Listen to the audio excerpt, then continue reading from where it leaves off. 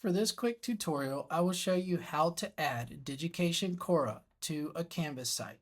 First, navigate to the Canvas site where you would like to use Digication Kora. Then, on the left-hand side of the course menu, at the bottom, select Settings.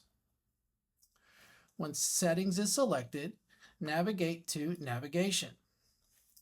Scroll down toward the bottom of the programs or tools that are not added to Canvas yet and select Digication Kora. It's at the very bottom. Enable Digication Kora and then it will appear at the bottom of the left-hand menu. Depending on how relevant Digication will be in your course, you may consider dragging it up along the left-hand menu side. When you finish with this, select Save. Now you've just added Digication Kora to your Canvas site.